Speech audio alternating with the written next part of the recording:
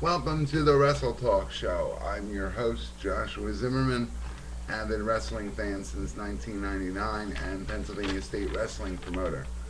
A quick show note, we have, yes, changed our name mildly out of consideration for another brand that's on YouTube called Wrestle Talk Radio.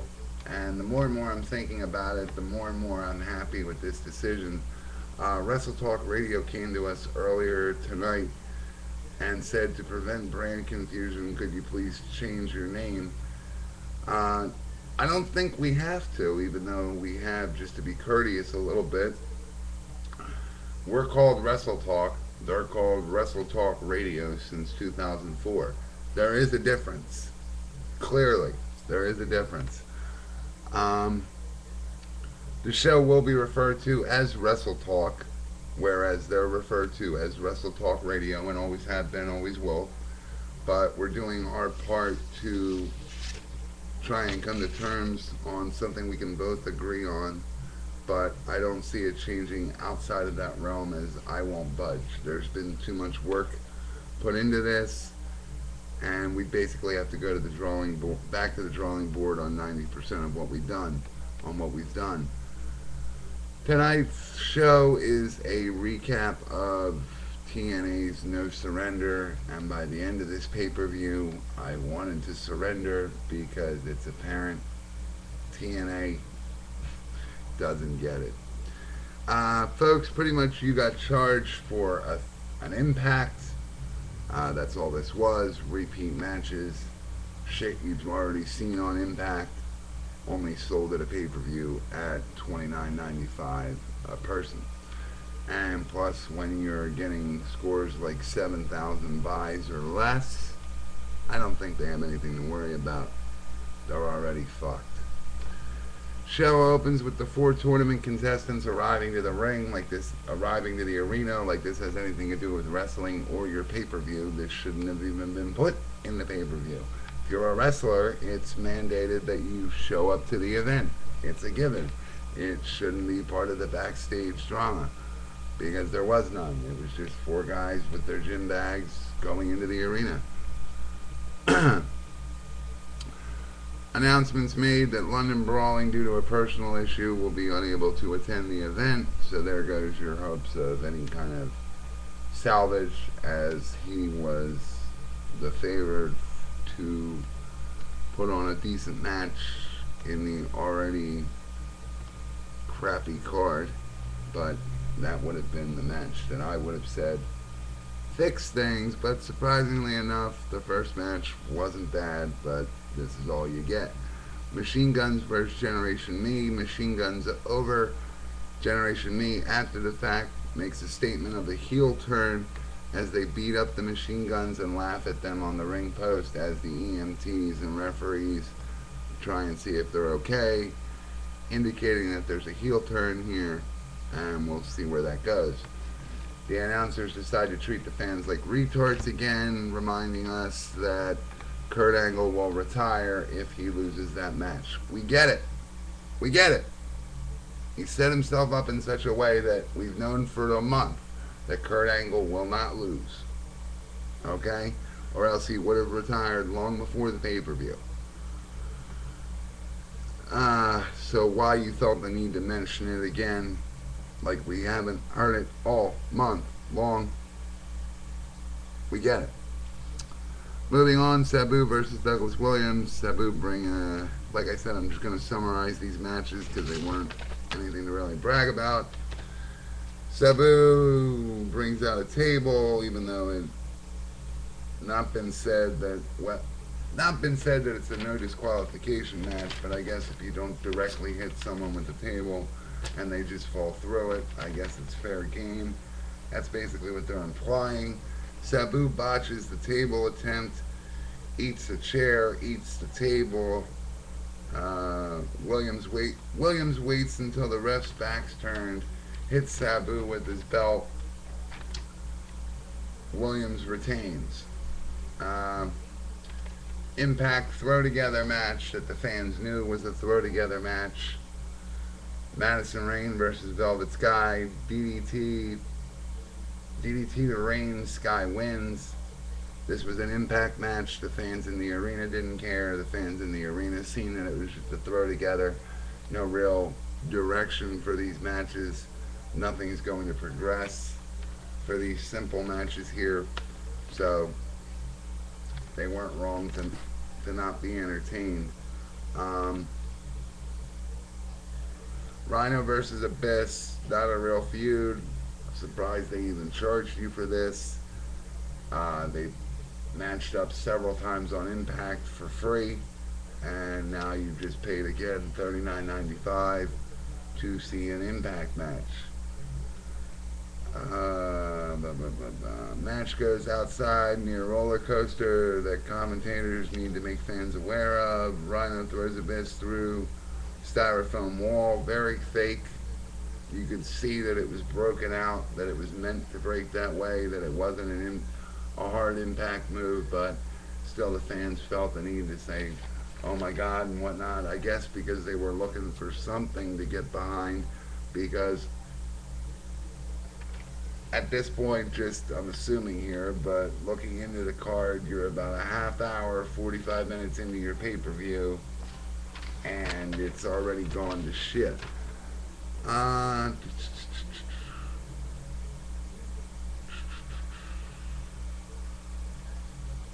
Gore, no. Gore, 1-2, no. Gore again, 1-2, no.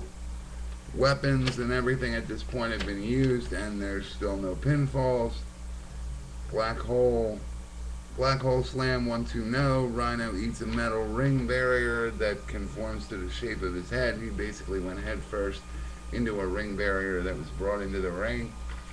And anybody who knows anything about ring security knows that those barriers don't have much give to them, and they're not supposed to bend like that. So that was a good selling point for the match. Black Hole Slam, 1-2-3, Abyss over. Next, you have Sting and Nash versus Jeff Jarrett and Samoa Joe. Real quick, because it wasn't even worth. Face is over.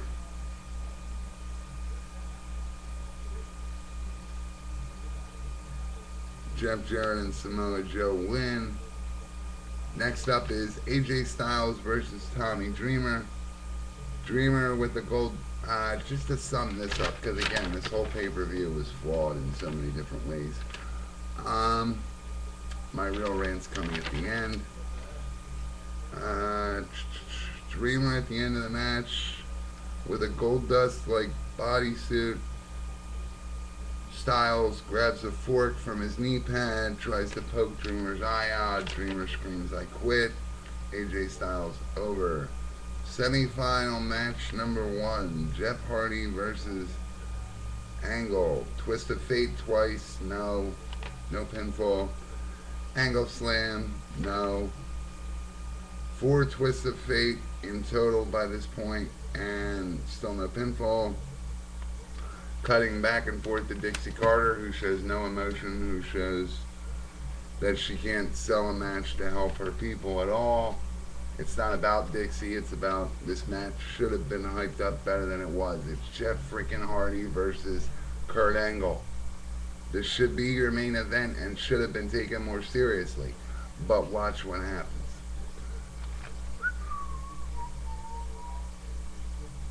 Angle Slam, 1-2, no, turns into an ankle lock. Just as the ankle lock's applied, the 20-minute time limit expires. What? On a pay-per-view. You have a time limit. On a match of this capacity, you have a time limit. Get real.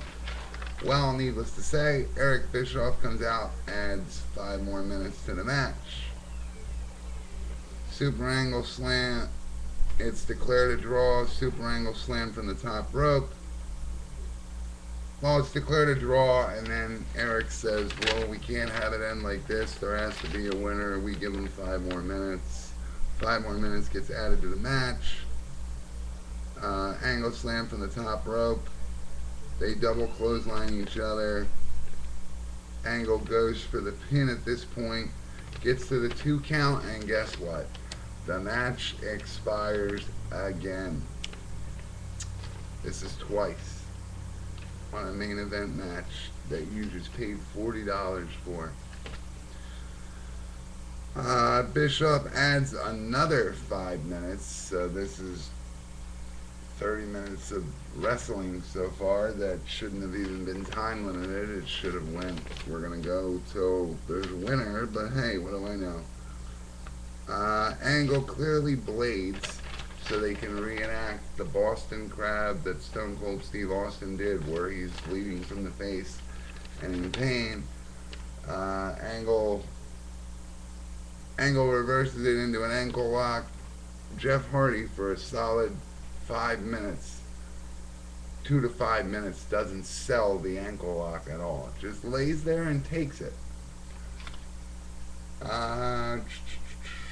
Time expires yet again. Match ends in a no contest. Eric Bischoff says the trainers and the EMTs have said Kurt Angle's injuries are too sufficient that they cannot continue in the match. Match ends in a no contest. Are you serious?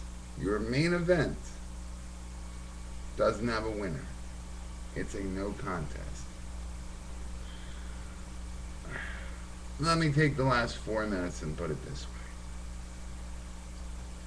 way. If you paid for this, like I said, you paid for an Impact with an extra hour or two, or what are they, 2-3 hours? You paid for a 3-hour Impact, because that's all this was. Needless to say, Anderson versus Pope, a bunch of running around.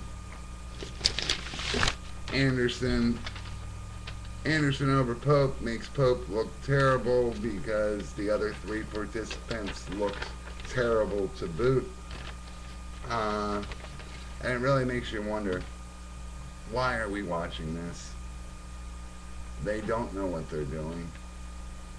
They're doing what I've complained about in several videos. You do not take any Impact and charge people for it. Just like you don't take pay-per-view style matches, put them on Impact, and don't charge people for it. It's basic storylines and basic writer issues that are now coming full circle into where everyone can see what's wrong, which is bad for business. Again, when you have your main event to where you don't even have a winner, or it doesn't go until there is a winner, you feel the need to add time limits. Even though a lot of people didn't know, they announced it during the Knockouts match that there would be 20 minutes limits on each match. Either they forgot, or somebody didn't relay the memo that it would span into this match as well. For it to end in a no contest, really, it's disappointing. It's not even a rant. It's basic.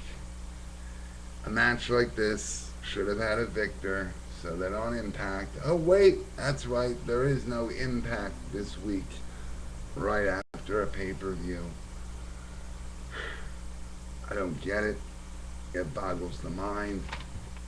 This company will not be around much longer. You've heard it here, probably not the first time you've heard it, but they're not doing themselves any favors.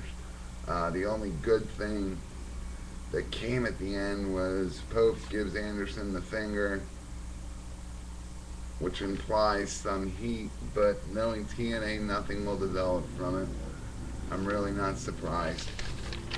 All in all, this was a piss poor pay-per-view. They were set up to sell this. They could have sold it had they hyped it better. Just the Jeff Hardy and Kurt Angle match should have been hyped better than it was, but it wasn't. And it just wasn't taken seriously. I do not understand how they do this. I mean, and then you have Eric Bischoff come on and say, well, the reason they can't entertain is they don't have money like Vince does. They didn't have it in the beginning, and they entertained better than this. My final grade for No Surrender was, I surrender if this is what wrestling is going to be. It was a dud. Call your cable provider and attempt to get your money back. That was No Surrender. Have a good night.